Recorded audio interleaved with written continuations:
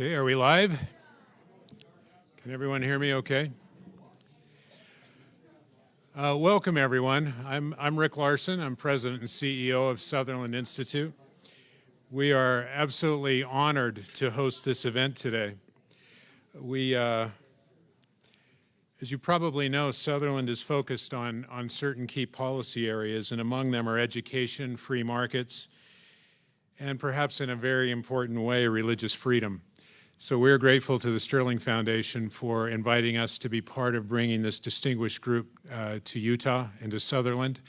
And because there's so much to cover, I'm going to be very brief and just introduce to you the president of the Sterling Foundation, Mr. Ed Rowe.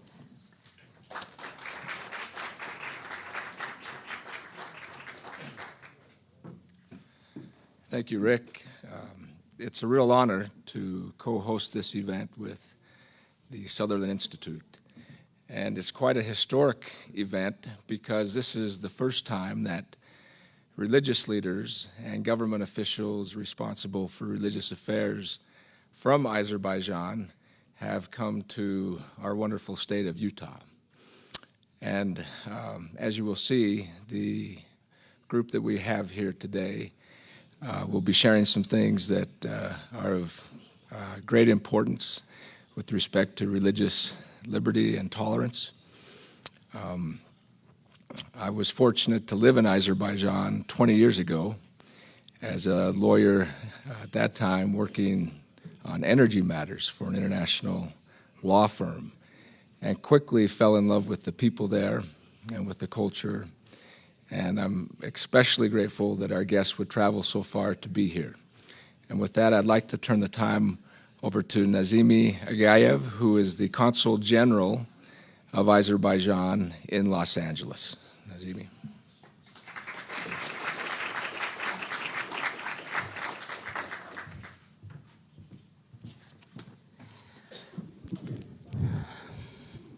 Thank you very much.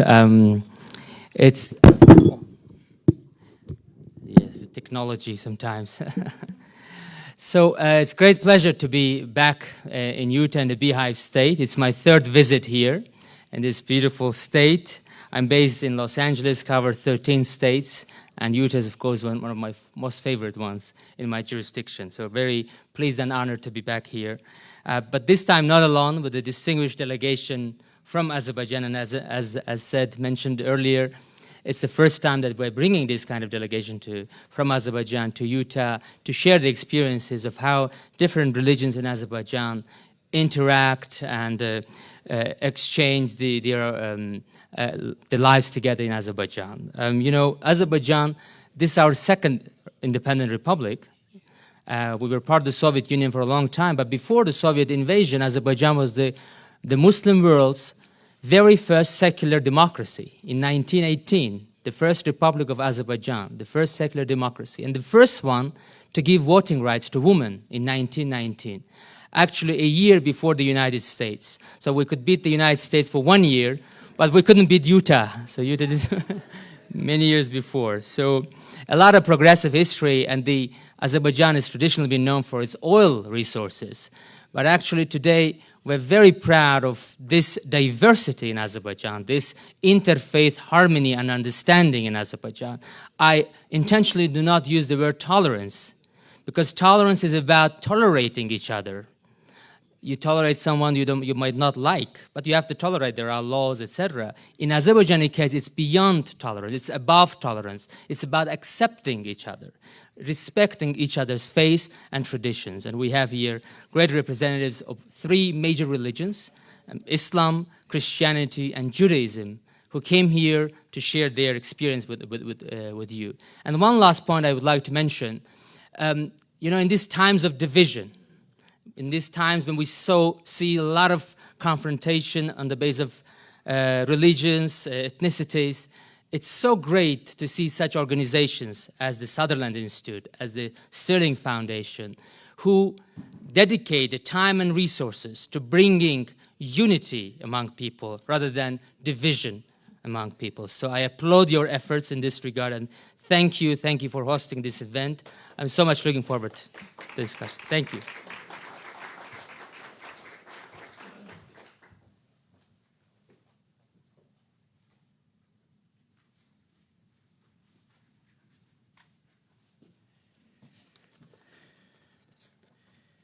Thank you for being here. We're so thrilled to be able to host this presentation, and we feel the same about the importance of learning from you and the amazing history of Azerbaijan. We'd like to invite our panelists, for the government panelists first, to come forward.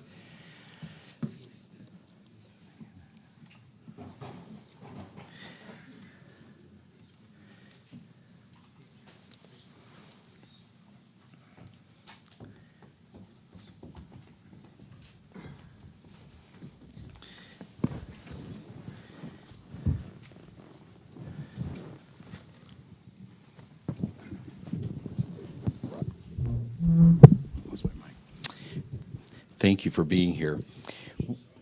We'd like first to have you introduce yourselves to everyone, explain your role, and then I have an important question I want to follow up with. You would like to go first, please. Teşekkür ederim. Sizlerin hamınızı salamlayıram. Pleasure for me to be here and welcome you here. Gözəl insanlarla eyni auditoriyanı It's great to paylaşmaq share mənim üçün xoşbəxtlikdir. Auditorium with great people like yourself. Thank you. Bütün təşkilatçılara I would like təşəkkür to, of eləmək course, extend istəyirəm. my appreciation to all the organizers of this event. Mənim adım My name Gündüz is İsmailov. Gündüz İsmailov. Mən Azərbaycan Respublikası Dini Qurumlarla İş üzrə I work with Dövlət the State Komitəsinin sədr Committee on müaviniyəm. the Work with Religious Association and the deputy head of this committee. Mənim təmsil etdiyim Dövlət The Komitəsinin committee that əsas I funksiyası represent, the key function is to ensure the freedom of expression, freedom of conscience and religion, as well as work with the religious communities and affiliation and act as a bridge between the state and the religious communities. I also would like to welcome you all. Thank you very much. Thank you to the Sutherland Institute and the Stirling Foundation likewise, and to, of course, our General Consulate of Azerbaijan to Los Angeles. Thank you very much for organizing. It's of course great to share this event with you. My name is Ravan Hassanov. I represent Baku International Multiculturalism Center. I'm Executive Director for this Multiculturalism Center, and in 2014 this center was established in Baku, but has also been transformed into an international center that promotes and advocates for multiculturalism matters, and operates in 9 countries all over the world, and also maintains a center as a think tank, as a policy making organ. Thank you. My name is Mehman Ismailov. I am the executive director for the Spiritual Values Foundation. Our fund was established in 2017. It has been now for 2 years, and our foundation promotes spiritual values and maintains and protects these principles, and also the freedom of religion is a part of this, of our values. So we work with all religious confessions and communities to try to develop these shared principles of respect, and we carry out our common projects, as well as attempt to, of course, raise the awareness of our religious communities about the state policy. Thank you. Very good. Thank you for being here. Teşekkür ederim. Çok sağ ol. We'd like to begin with a question related to the introduction and the history of multiculturalism is the term that you use. Can you explain what you mean by that? Maybe how that might be different from other models? Thank you. Thank you. Azərbaycanda tolerant In Azerbaijan, there's a community which has been always tolerant and multicultural. It is a result of many years and a long-standing experience. It also comes from this mutual relationship. But this multiculturalism is a term, is a political term that was established, and you know that until this term has been coined around 60s of the last century, and these policies has become now the state policy for our country. Azerbaijan is one of the rare countries in the world that have elevated multiculturalism to its state policy, and also promotes this all over the world. And many times people ask, well, what is the distinguishing features of Azerbaijani multiculturalism model? in comparison with others. Now, in our communities, there is no. We represent different confessions and different communities, and on top of that, these communities actually live in many other places, right? And only rare countries are mono-ethnic. But Azerbaijan is different with this. I think Azerbaijan and the government and the state of Azerbaijan, specifically the head of the state, the president, works with the and ensures the freedom of expression, freedom of religion, and supports all of the religious affiliations and association financially and morally. So therefore, for us, different cultures and different nations and different faith, it's important for us to ensure this enabling environment so they could work, live together, and to ensure that all of these nations have they have the potential and resources to safeguard and protect their, of course, cultural identity. And Azerbaijani multiculturalism model reflects this specifically and claims that there is no alternative to multiculturalism. Some of the policymakers and politicians all over the world state that the multiculturalism is a fiasco, but well, we still wonder what is an alternative to multiculturalism. We haven't yet received any suggestions on that matter. So what can be as an alternative to multiculturalism? There are over 2,000 nations living on this planet, but only 200 independent states exist. Therefore, these 2,000 nations, cultures, there is no other alternative other than living together in a respectful fashion, and it's very important to ensure this. Therefore, when we indicate that multiculturalism does not have any alternative yet, this is what exactly we imply, that one culture and one nation shall not erase the other nation from the historical and the cultural map. And therefore, this term is also very much connected to the human rights. Azerbaijan, this is the main difference. There are main differences of Azerbaijani model, that we are not, carrying out these activities as our domestic policy, but rather would like to take it further and promote this at international level, whether regional or the global level, to make sure that we can avoid all possible confrontations and any contradiction on the basis of religion and ethnic affiliation. Therefore, for us, the dialogue between the faces and the religions is a priority for our domestic policy. Thank you. Thank you very much. Would other panelists like to address that? Please. Buyurun. About this topic or something? Yeah. Okay.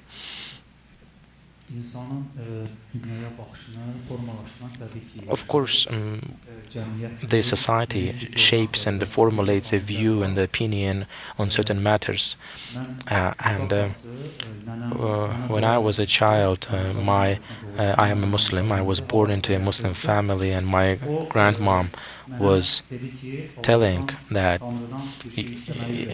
she taught me how to ask something from God. And when I started to grow up, and I started to ask for my family members, and I started to then continue to ask for my neighbors and the communities, and I started to make supplications for my nation. And then when you grow up and you understand more, and you start to make supplications for the entire world. In the holy book, in the Hujurat chapter of Quran, Allah has created you in nations and nationalities, so to make sure that you are connected to each other, so you could recognize others with these commonalities that you have, and everyone needs to support each other at one crossing point. And from that perspective, I believe that in our Azerbaijan, this tradition that has been established is specifically due to this diverse context and environment. Of course, our geographical locations. Before we were Muslims, we had Christianity in our territory, and also Zoroastrianism, and all of these religious, of course, religions and the faiths, they have their impact on the modern life. And when you go outside, when you leave your village and you travel to a city, for example, only there you would be able to appreciate these differences. And I think it's something that is happening in Azerbaijan by default. I believe that this relationship between our people and the nation of Azerbaijan, this tolerance and this multiculturalism ideas are very important for us. Thank you. Excellent. Thank you.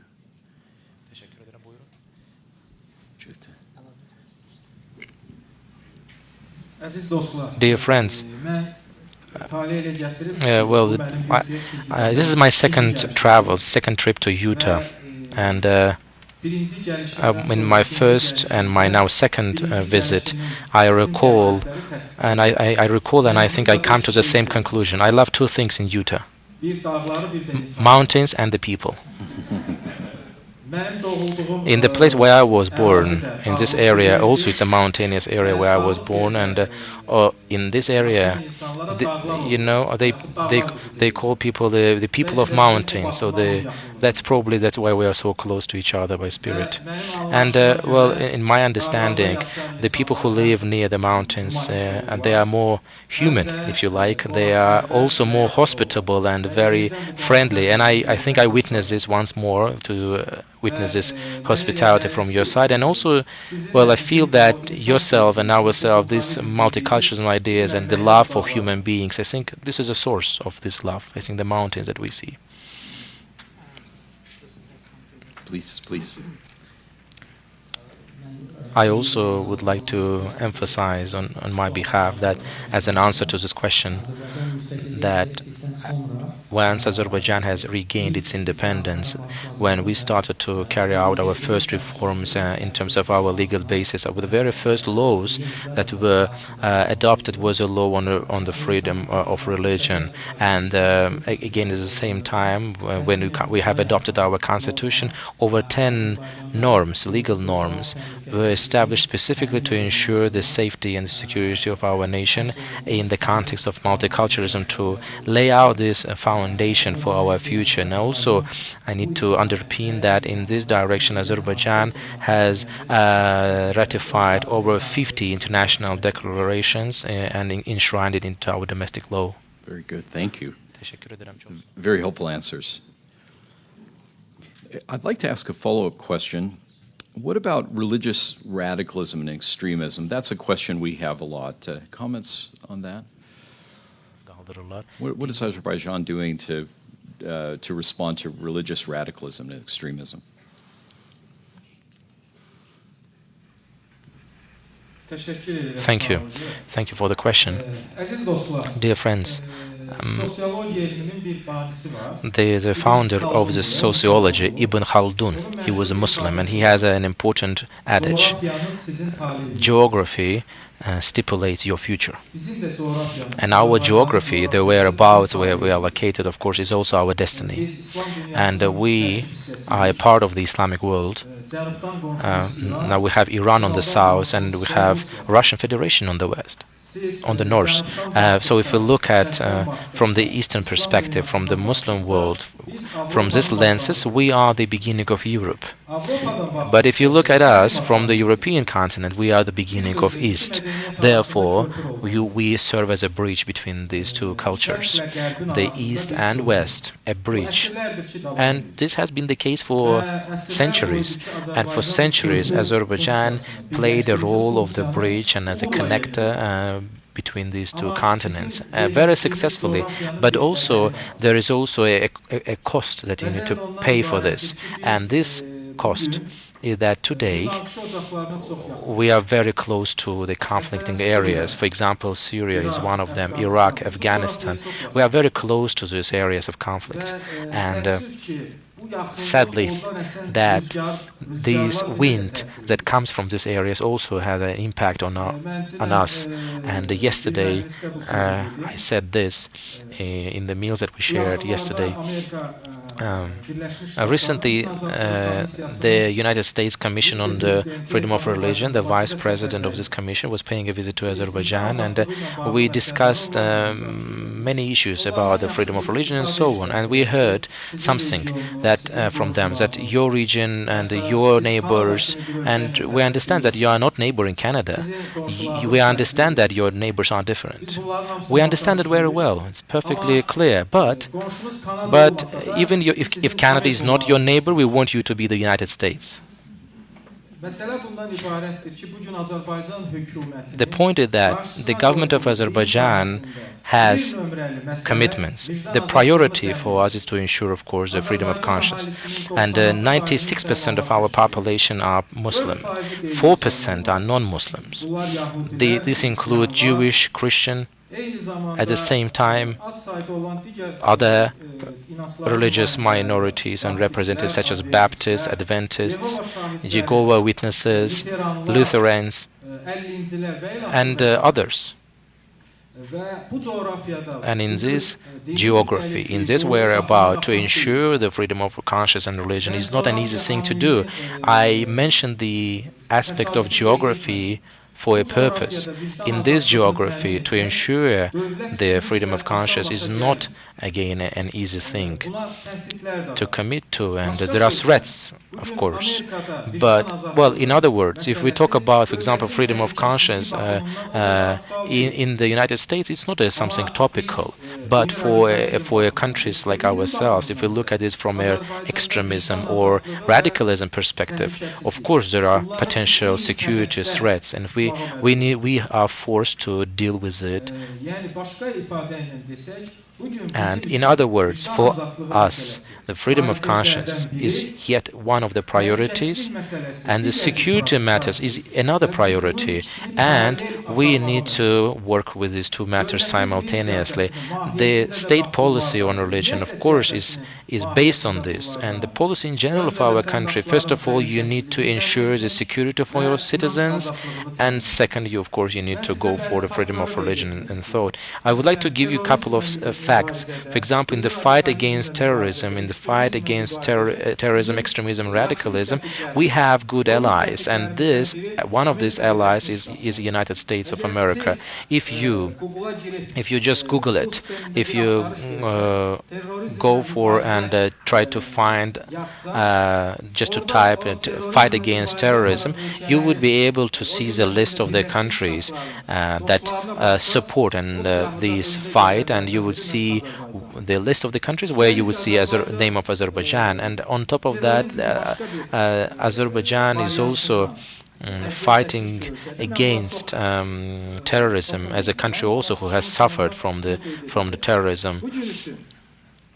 And for today, I would like to give you a couple of stats. Azerbaijan, again, we have Jewish communities, and the leader of the Jewish community is present here today. He will be speaking about this in further detail, but around 30,000 Jewish representatives are living. We have, in Azerbaijan, we have 7 synagogues. We have great relationship with the State of Israel, and I think it's probably the only country in this region that still maintains very positive relationship with the State of Israel, and I think it's also a reflection of the way how the Jewish community is living in Azerbaijan. So none of the Jewish community was threatened and threatened by our people, but the Christianity has a long-lasting history in Azerbaijan for 2,000 years, and we have a Christian past, and this is something that we take it very openly. And the history of Islam in Azerbaijan approximately start with 1,300 years, and we are a part of this larger Islamic geography, and we still also have some weight on our shoulders. We need to represent Islam in the Western world, but also to represent the Western modern values in the Islamic world. And this function, I think, is very successful exercised by us, and we take very much pride in it. Well, there are many things, of course, that I would like to share, but the time is limited, so I don't want to abuse it. I would like to bring to your attention that, yes, we talk about multiculturalism and tolerance, and instead of hearing it 100 times, you better come and visit it, and visit our country and witness it personally. And I would like to see you in our country, and so you could personally visualize this. And again, I recalled mountains, and we have great mountains in our country. In the place where I was born also, it's a mountainous area, but unfortunately it's for 28 years I cannot go back to my place of living because it is under occupation. Well, we talked about geography. Geography is our destiny, we said, and unfortunately one of the aspects of this destiny is that for 28 years we have lost 20% of our territory, and there are 4 United Nations Security Council resolutions on that. There are 1 million refugees that are living in our countries that cannot go back to their homeland, and every 1 of every 10 people is a refugee. Can you imagine that? You can imagine that we are in this whereabouts where we border very powerful nations. We are very close to the areas of conflict in the Middle East, but at the same time, in this context, the freedom of conscience is priority for us because we have different, maybe even hundreds of faces, and they're representative living. But we only have one planet to live and share. This is the planet that, regardless of the convictions that we have, we are forced and to share it. In our tradition, we have, I'm a state official, but I also graduated from the Faculty of Religious Studies, and during 5 years of these studies, I also mentioned this yesterday, that so we had a deep academic debate in the auditorium on answering the question, what can be done to make us better Muslims, so we could have a theological discussion. What shall be done to become a better Muslim? That was a question. But one person said, well, let's go and ask this to our professor. What shall be done to make us better Muslims? And the professor answered in the following way. He said, my son, first you will be a human being.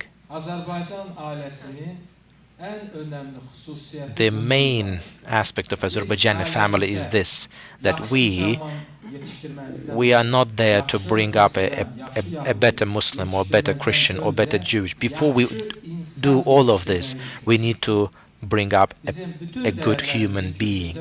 This is the foundation, this is a root cause, and this is a family institute as the most precious thing that we have. We love the people for the sake of God. This is our culture. We love the created ones for the Creator. And it's great to be here in this auditorium, and we witness personally the values, the family values that you uphold. And I think if we dig a little bit further, I think we will find something even more common between Utah and Azerbaijan. And maybe we can compare and make our cities, Baku and Salt Lake City, at the cities of fraternity. Thank you very much indeed.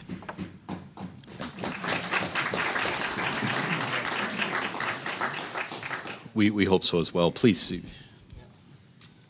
Gündüz has comprehensively covered the subject matter. I just would like to add on top of that about the measures that are undertaken against radicalism and extremism. There are 4 directions, 4 priorities, because after we regained our independence, after 70 years under the Soviet rule, you know that the Soviet Union did not allow for any, obviously, religious affiliation, and their ideology was about atheism and communism, by all means. But in the 90s, when we regained our independence, religious extremism and radicalism was a major threat, and I think this was a case for and is also, a real threat for many countries all over the world. And we fought this in the following way: first of all, raising the awareness, educating people, and trying to, of course, raise their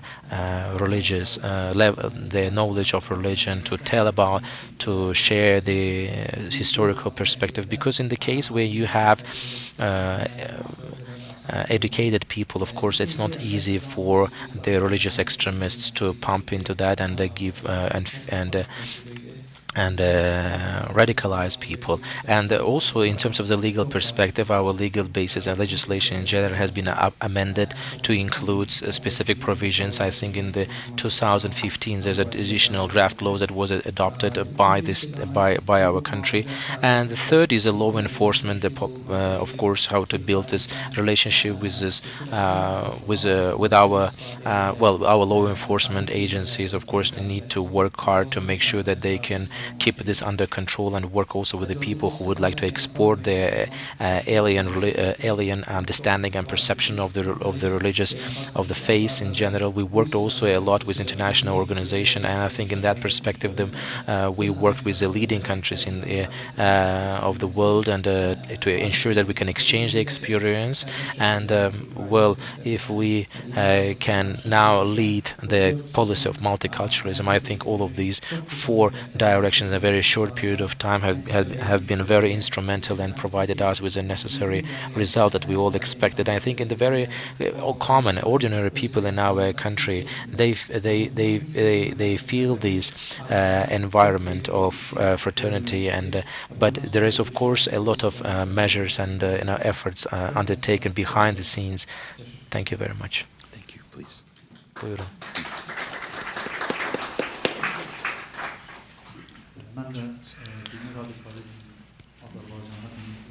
I also would like to touch upon several key efforts in terms of fight against radicalism. Well, first of all, let's touch upon the Islam and radicalism in general. So in the modern world, many people unfortunately refer to Islam as whenever they hear the term religious extremism or radicalism, and I think of course it's important first of all to understand it properly. But I always ask this question: if Islam nurtures terrorism, why is that in the 16th, 15th, 17th, 14th century Islamic world did not have this terrorist organizations similar to these groups? And I think the reason is clear: because of the modern world. There are many root causes for this, but specifically when we come to Azerbaijan, if we look at the Muslim world now, in some countries there are terrorist groups, terrorist organizations that are active in their respective countries. But in Azerbaijan and in a couple of other countries also, according to my research, there has not been any terrorist groups. And what's the reason behind that? One of the major aspects is that, well, you know, it's also the case in the United States and other countries, and in our country also, that religion is in this holy scripture, is not only in the words of the Prophet. Religion is also needs to be harmonized with what people with the way how people live, and that's why probably in the Islamic world, if we talk about Iran or Persian-speaking countries, probably that religion will be different. I mean, if you look at the Turkey, well, you will have a probably different interpretation.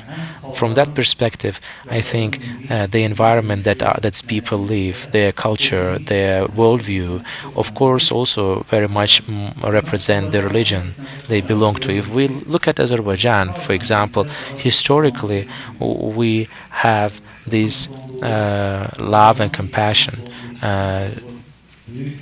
and Azerbaijan has raised many important religious thinkers, not only religious thinkers but rather general thinkers that have described this in their poems and writing in general, and they left this heritage for us to follow. And it was love, it was love driven, and I think this is something that sincerely comes from our hearts, and as also in international social studies and other different think tanks that have researched Azerbaijan in comparison with other Muslim states, this is also very much clear in this research and has been reflected. I also, of course, before I was elected to this position, I worked with local communities to fight extremism and religious radicalism in the southern part of Azerbaijan, because this is the southern part of Azerbaijan had favorable condition for radicalism to prosper. And well, as Ravan just earlier mentioned, during the Soviet rule for 70 years we lived under atheism, and you know that Azerbaijan also before was divided into Tsarist Russia and Iran or Persia back then, and most of our Azerbaijanis actually also live in the part of Iran, and we all see that throughout our history there was no a case of radicalism in our country, but in the end, late the beginning of 21st century, we had certain manifestation of radicalism, and it was violating the general, now ordinary landscape. So because well, this tradition were kept even during the Tsarist Russia, but the Soviet rule has eliminated any possibility for faith to prosper. You know that under Soviet rule, most of the temples, cathedrals either were destroyed or just shut down. And during these 70 years of atheism, of course, to a certain extent, there was an attempt to detach us from religion, from faith, whether Islamic or other faith in general. And I think after their independence has been regained, we try to restore these traditions and our rituals to make it strengthen. The Jewish people say one thing: if something is based on the tradition, it is right, and I hold the same opinion, because it's very difficult to cut a tree which has deep roots, and I believe, we need to build up on this momentum. Thank you. Excellent. Thank you. One thing I've already learned is that we need to spend more time together learning from you. So thank you for spending this time. We'd like to give an opportunity to those in the audience who may have a question or two, if that would be all right. Please. Institution of Brigham Young University. We're really honored to have you with us today. Could we hold for? Yeah. We need to give you a mic, and I'll give you mine, Paul. Careful what you ask. We got another one. Okay, perfect. Very good. He's bringing a mic from the back. Let me mention, while we're waiting, we're so grateful for our translators who are doing so much to make this work so well. So my question has to do with how the situation with Nagorno-Karabakh has affected the way that you think about pluralism and multiculturalism within Azerbaijan today. And are there any special concerns about the Armenian Apostolic Church and its activities within Azerbaijan? Thank you. If you allow me, I would answer the question. I would like to inform you that Nagorno-Karabakh conflict with itself, it brought many social issues, not only to Azerbaijan, but rather to the region in general. And even though this is the case, I would like to specify this particularly, that our Nagorno-Karabakh conflict, the one that is in place as Azerbaijan, our fight is not against a nation. Our war is not against representative of any religious community. And as an evidence to that, I can say that there are many Armenians living in Azerbaijan. They keep their surnames and live in our city, in the capital city of Baku. And almost 1 million refugees that are living in the country, even though they have been subject to genocide in certain places, we know that our willingness to get the justice, our willingness to fight it specifically against the people who committed these crimes. We have an Armenian church in Baku.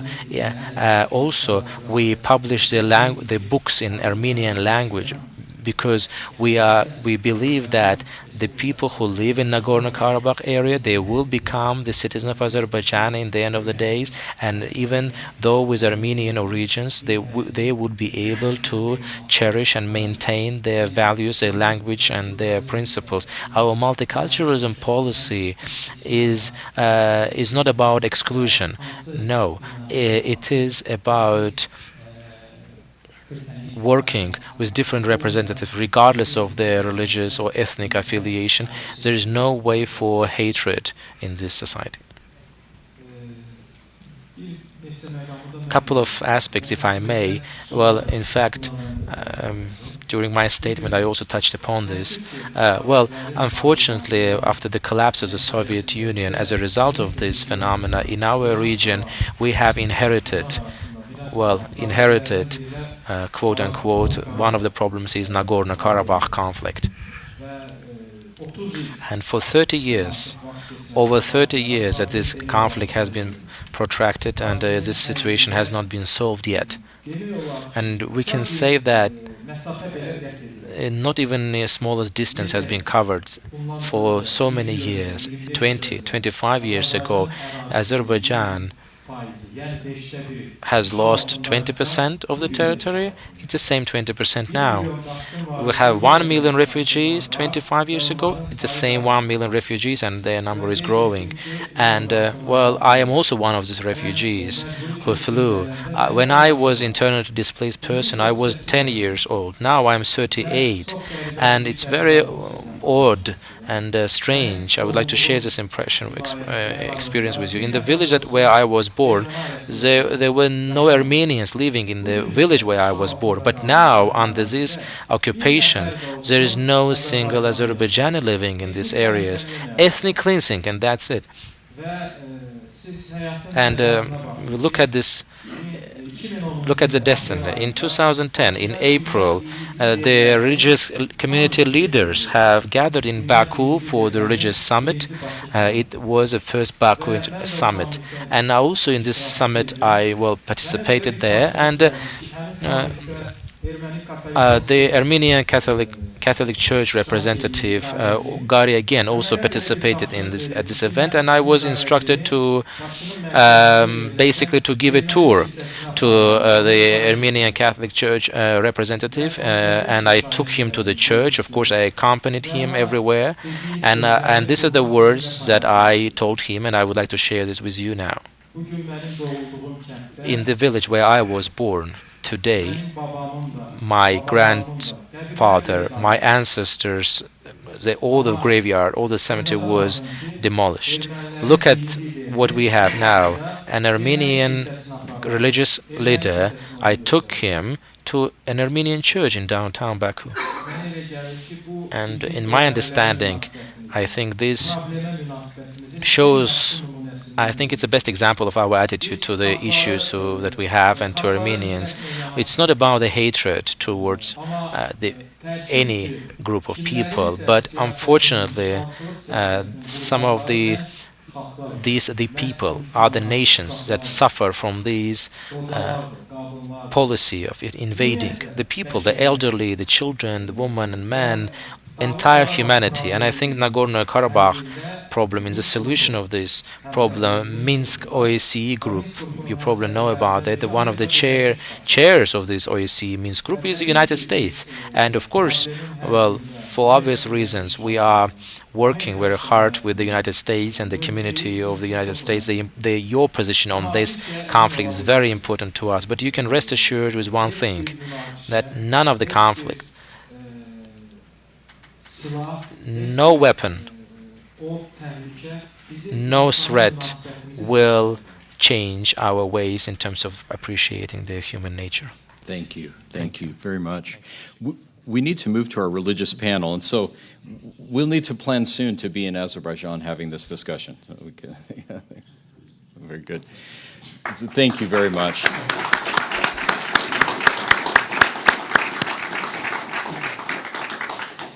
Thank you. We'll have our religious panel come up now. Thank you.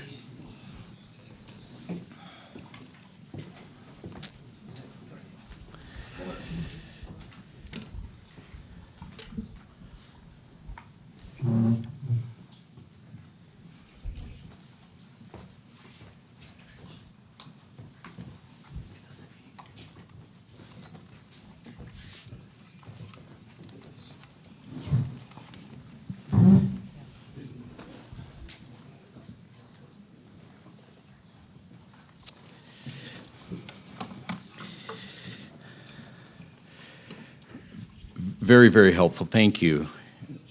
We're very grateful to have this panel now address religious issues. And we'd like to begin, as we did last time, with each of you making an introduction of yourselves. And then I have some questions for you. So will you begin? My name is Alexander Sharovsky. My name is Alexander Sharovsky. I am Jewish, and it happens that I head the European Jewish community in Ashkenazi European Jewish community in Azerbaijan, and there are 30,000 Jewish living, and 10,000 of them are the European Jewish community members. And that's it for now. Yes. Very good. Thank you. Bəli, buyurun. Buyurun. My name is Fuad Nurullayev. I represent the All Muslim Authority in the Caucasus. I'm happy to be here. And our goal is to indeed make our nations closer, and in fact the best step is to bring the nations together, to share, to discuss, and increase mutual understanding between our nations, and also try to solve some of the problems that we encounter. Thank you. Thank you. My name is Mifodzi Elnur Efendiev. I represent Russian Orthodox Church in Azerbaijan, Baku Eparchy, and I also, one of my functions is of course to work with the state authorities and with the community. Thank you. We're very honored to have you here. I'd like to begin with a question for Mr. Sharovsky. Can you tell us about the Jewish community in Azerbaijan and how you interact with other communities? Well, my colleagues have spoken about the destiny of Jewish community in Azerbaijan, about synagogues that we have. Two of these synagogues have been built recently, 3 years ago. The latest one, our synagogue, was rebuilt in 17 years ago, in fact. And we didn't mention that in Azerbaijan there's a famous place called Guba region, and where in Red Sloboda village there are mountainous Jewish people living for 2,000 years in this particular community in a compact fashion. They all live all together as a community, and my son and my 6 grandchildren live in Israel. And I, frankly speaking, because of my background, I'm not a religious leader. I'm heading a Russian drama theater in Azerbaijan. I'm an actor as well as a producer, and in the Russian academic drama theater. So I chair this. And you know, the actors, they basically speak according to the script. You probably know that. But now I have to say something very frankly, and I don't have anything in written form. And therefore I'm very excited. And but I think I will try to do my best and say something. You know, to reflect the life of a Jewish person in Azerbaijan, I think there's no better example than myself. Because, I was born thanks to Azerbaijan, and you would wonder why I am saying this. Well, the thing is that my ancestors, in different times, from the mother's line, they were escaping and fleeing of pogroms in the 20th century, in the beginning of the 21st century, from Ukraine. My ancestors from my mother, but from the father's side, their ancestors were escaping Hitler when he attacked. My father went to fight a war from Baku, and you understand that all of these conditions allowed me to, well, come into existence in 48. And I would be probably sorry. I don't know to what extent you would be sorry about me not, coming to life. But I think well, I should say that my nanny, she's a Muslim, and she had a veil on, and my parents were working, and I was, I had some speech issues. I couldn't pronounce a couple of letters, and she was, she was keeping me under her veil and saying that you should not get an evil eye, and yes, I didn't catch an evil eye. I think, well, in Azerbaijan, among European Jewish people, there are very famous people like Landau, academician and physician and physic. There are many musicians, many doctors, and among them is myself. And I am also very proud of this. Because the head of the state of Azerbaijan, he honored me with two highest rewards. I have all the titles that a successful person may get in Azerbaijan,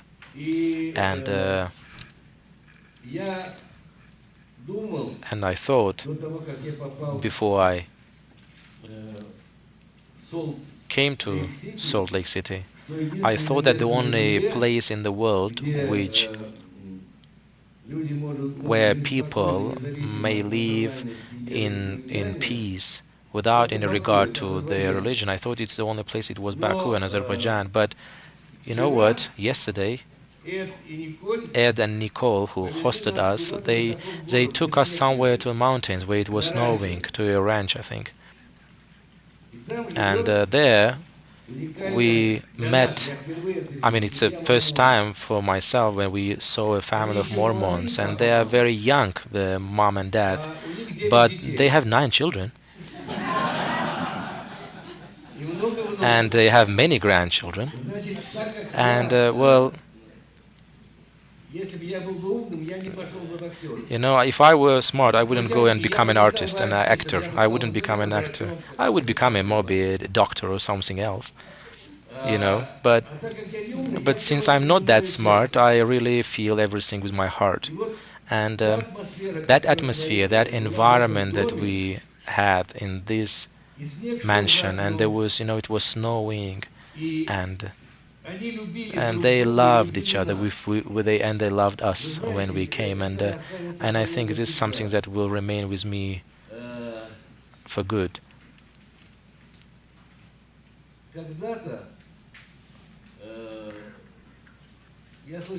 Some time ago, I heard a joke that one of the officials from Israel came to the United States, and the president of the United States told, "So what is going on? You have only 3 million Jewish people, and you have so much mess there." And the prime minister of Israel was saying, "In America, you have 150 millions and one president, but in Israel, we have 3 million people and 3 million presidents." So I think it's the same way in our community. I think it's the same in the European Jewish community. Jewish people think that they are the most talented and they are smartest people on earth, and they forced me to become a leader of this community, and I fight the way I can. But believe me, trust my word on this, sometimes I joke that I have a feeling that in Azerbaijan, the main nation are the Jewish people and not Azerbaijanis. You should come and pay a visit to our country and give me a chance. Well, first of all, I staged about 100 performances, but I think Miller, one of the performances that I had in my drama theater. But this, I think the families that I saw in Utah, maybe you have a talented person who can write a script, we can translate, interpret it into our language, and I would invite you to inauguration. Thank you. Thank you. We would be very sorry if you were not here. And we're grateful you did not use a script. Okay. I'd like to ask the next question, somewhat related. We've heard and understand that there's a warm relationship between confessions in Azerbaijan, but what about the branches of the same religion, Sunnis and Shias? Mr. Nuriyev, would you address that? Or? Əlbəttə ki, Azərbaycanımızda demək olar ki, əhalinin 96%-i müsəlman Muslim are the followers, and they are Muslim community. And this Muslim community comprise of Sunnis and Shia that live together. And it's impossible to see this unity, I think, in other places in the world. And for example, from the geographical perspective, if we look at Turkey, for example, or Iran, and if you travel there, you would not see Sunni and Shia imams, the leaders that lead the prayer in one mosque, neither in Iran nor in Turkey. In our case, the Muslim authority of our country that cover the entire Caucasus region, our main goal and objective is to ensure that all Muslim followers, regardless of their belonging to a school of jurisprudence, whether Shia or Sunni, they can practice their religion easily. Of course, when I'm asked this question, when I answer in this way, I'm planning to do now, and the person who is asking this question would get a clear answer. I would like to give you the same answer and convey this message to you. For example, I was born in the southern part of Azerbaijan. The southern part of Azerbaijan, because it is located near the border of Iran, and during the Soviet rule, this area was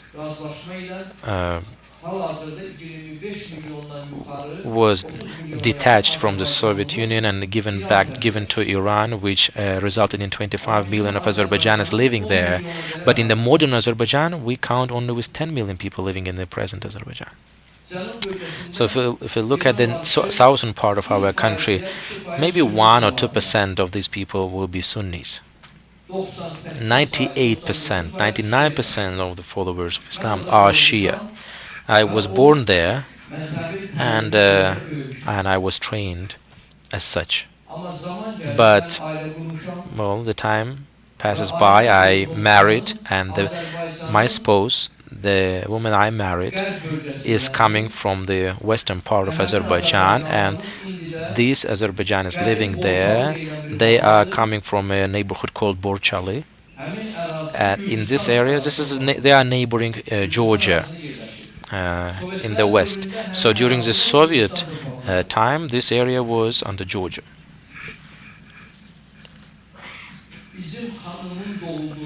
My wife was born in a predominantly Sunni area. Again, 99% of the people who lived where she was born are Sunnis. I am married for 30 years, and we have 4 grandchildren. I am Shia, she is Sunni. We married and we live happily for 30 years. Of course, there is no even discussion about this problem. And in our mosques, in most of our mosques, whether it is southern part or the western part of our country, and in Baku, also in the capital city of our country, in every mosque you have a Sunni and a Shia imam who lead the prayer. And on top of that,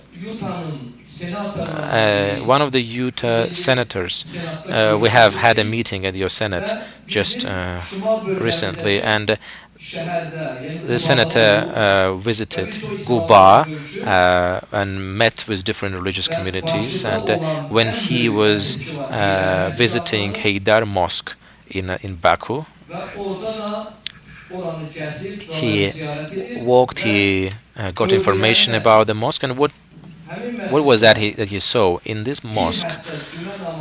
So 1 week, when there's a Friday congregational prayer, the Shia Imam goes and leads the prayer, and then the next week, the next Friday, for the next congregation prayer, the Sunni Imam leads the prayer. But those people who follow the Imam, the participants, of the Friday prayer, they are a mixed group of both Sunni and Shias that are led by this Imam every other week, and they switch their roles. And Shaykh al-Islam of Caucasus had a great saying: if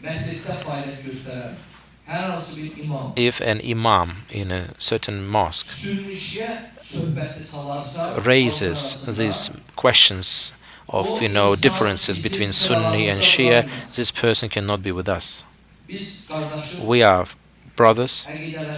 Our conviction and our beliefs are the same. We follow the same Imam, and we believe in the same God. And even more, our Shaykh al-Islam of the country and the region, whether it is Ramadan related events or in the months of Muharram, and whenever we have iftar receptions, so to break the fast, we are inviting not only Muslims there. At the same time, we invite the Jewish community leaders. It's a must for them to participate, of course, and the Christian community leaders are also invited. And when he is asked, he replies, "These are my brothers." Also, in the event yesterday that we had, I also mentioned this. Our Sheikh supports financially, whether it is a church, and he's a Muslim community leader, or a synagogue. He helps. I think you would not hear these stories in many places in the world where Muslim community leaders supports and financially aids the Orthodox Church and the Jewish synagogues. There's the Father Alexander of the Orthodox Church. He got sick a couple of years ago, and he had to undergo a medical treatment. Our Sheikh, the representative and a symbol of the Muslim authority, he took the Father Alexander and he took him to Germany. And Sheikh was telling this story, and when they entered the hospital, well, they saw that one person is a Christian. He's brought for medical treatment, but next to him there's a Muslim authority leader. And the Sheikh was telling the story that the doctor was asking the question that, okay, I understand that this patient is a Christian leader of the Christian community, and you are the Muslim. What are you doing here? He was asking, and I said, he's my brother. I brought him for medical treatment. And even though I was saying this, I believe, well, the doctor did not believe me to the fullest, that in fact I used my proper funds and brought my brother for treatment. I think with this story you can imagine the level of our harmony. And you also ask Sunni and Shias. I think this is higher than that. If we talk about a certain country, we cannot even talk about the differences between Sunni and Shias. We have also the Jewish community, European Jewish community, and the mountainous Jews. For the mountainous Jews, the leader of this community, Melik Yevdayev is his name. Listen to what he has to say. He says, when I was in France, in Europe, he said, so in one of the at one of the events, one of the Jewish person was saying that I am Jewish only when I am at home. When I exit home, I am French. But we, Jewish people in Azerbaijan, we are Jewish at home and on the streets. And of course, the largest Jewish community, I think, in Los Angeles, if I'm not mistaken, when we met them there in 2018, I believe, we were invited to Los Angeles to have several meetings, and we heard their impressions, and they paid a mutual visit, and well, they collected a lot of information, and we told them in the same way as my colleague Gündüz mentioned, please come to Azerbaijan, I told them, and witness this, see this yourself, and believe that we are living in this way. Our interpreter was also there with us when the delegation from Los Angeles, the Jewish community of Los Angeles, we hosted them, and he was interpreting there. We took them to Haydar Mosque, and they had a suggestion that let's not sit on the chair, but let's just sit on the Safavid carpet, a beautiful carpet. Let's just sit there on the carpet. So we had a small circle in the mosque where we had the Jewish community leaders and these journalists, and they confessed, they admitted there, they told me, approached me and told me, if you told us in Los Angeles that come here, come and see it, witness this, and you will see the realities that we are living. And once we are here, he was saying that indeed we did not believe our eyes where we actually could witness the respect to humanity, respect to the fraternity and the brotherhood, and the people of Azerbaijan live up to this, and this is what we cherish and appreciate. This is, we live with this in this way, and for a couple of days we have came to Utah, in state of Utah, and we are in this beautiful city. And yesterday we were hosted by a beautiful family, and we saw their family's values. And I admitted to my brothers that yes, indeed, the family values in Azerbaijan are a priority. And for example, my parents live up to 100 years, but they lived in the end of their life. They lived with me, and we, as 7 people in one family, lived together and to help and support each other. For 3 years, my mom was paralyzed and could not move.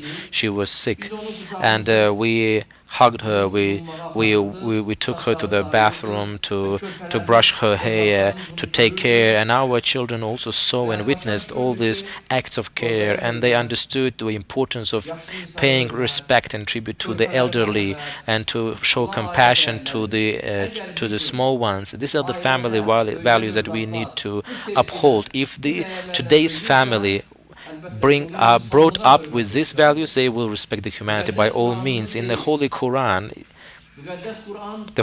says and it confirms Bible and all other holy scriptures that comprehensively encompass all of this compassion. I would like to give you a verse of this Quran. Allah says,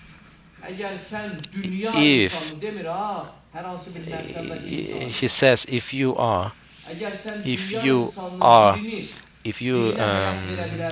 can give life to a person, to a human being, save their life of one person, you save the entire humanity. But if you destroy or if you harm one person, you harm the entire humanity. And for this very reason, I think the love towards humanity and the compassion is critical. And if this respect exists, then the life exists and our future will be ensured. Thank you very much for your attention. Thank you. Thank you. Mr. Afandiev, can you tell us about the history of Christianity in Azerbaijan? Ancient history, I understand.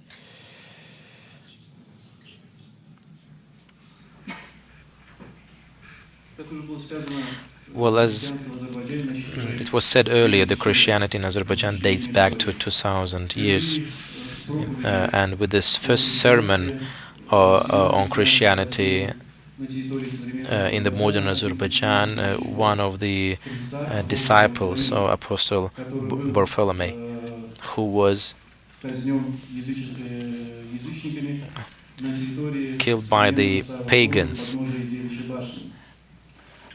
in Azerbaijan, from the 4th to the 7th century, in the modern territory of Azerbaijan, the Christianity was a ruling religion, and up to now we also had the church, which is located at the northern part of Azerbaijan, which dates back to the 1st century after Christ. One of the disciples was advocating for Christianity in this area, and in one of the documents that we have found, this church is called the mother church of all the churches of Caucasus. This temple was refurbished and reinstalled by the government of Azerbaijan in the 7th century. After 7th century, the official religion in the territory of Azerbaijan became Islam, and even though this was the case, the Christians continued to live in the territory of the modern Azerbaijan. By 19th century, the Azerbaijan was joined to the Russian Empire, and with the oil boom that took place later, for the development of course the oil boom, the oil development allowed the Christianity to prosper. So there were different Christian workers, engineers, technicians, and entrepreneurs who wanted to build their business in Azerbaijan, in Baku, given the oil, of course, resources, and of course for their spiritual, matters. The Christianity additionally invited priests. We had 17 temples in Azerbaijan, other than the Orthodox Church temples, the cathedrals. They are Lutheran as well as Catholic and Protestant. Along with that, I also would like to point out that in our country, the people who came to the Christians who came to Azerbaijan, they didn't want to convert the local communities into Christianity, and the local Muslims understood this benign act from the Christian followers. They paid a lot of respect to them. So during the construction of many Orthodox church and temples, a lot of these donations were given by the philanthropists of Azerbaijan, the Muslim philanthropists, and with the establishment of the Soviet communist rule in the territory of Azerbaijan, of course, we had experienced very challenging times for all religious communities, because one of the key foundations and the ideological directions of the Soviet rule was to fight religion. And most of the mosques, synagogues, as well as Christian churches and temples were shut down. Many of them were used not for the right purpose. Many of them were just put on fire and destroyed. After Azerbaijan has regained its independence, a new opportunity, a window of opportunity popped up, and both for the interreligious and interfaith dialogue. The nationwide leader of Azerbaijan, Heydar Aliyev, when he came to power, one of the key strategic direction for the domestic policy of our country was specifically to develop the interreligious dialogue, interreligious dialogue. And when we talk about the Orthodox Church is the first religious community after the predominantly Muslim community, obviously, and counts with 200,000 believers. Not only Russians are included in this group of people, Greek, Belarus, Georgian, Ukrainian, and many other representatives of different nationalities. The Baku eparchy of the Orthodox Church holds an important place in the modern life of Azerbaijan and benefits from all of these rights and freedoms that are declared and enshrined in the Constitution of the Republic of Azerbaijan. Other than that, in the modern Azerbaijan, there are representatives of other Christian trends, such as Lutherans in the center, in the downtown, the Lutheran temple. I think, if my memory serves me, there are additional 23 Christian communities that operate basically in the territory of Azerbaijan and live in harmony and peace with other people. Thank you. Thank you very much. Well, thank you again to our panelists. We've been so grateful to have you with us. We're very honored that you would be here. Our delegation needs to leave, and so we're going to need to stop our discussion now, but there will be a motivation for us to go to Azerbaijan to learn more in the future. So I hope that happens. We'll turn the time back over to Rick.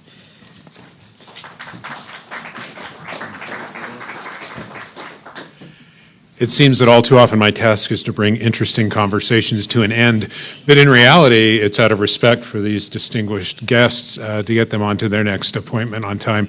So thanks to all of you for being here.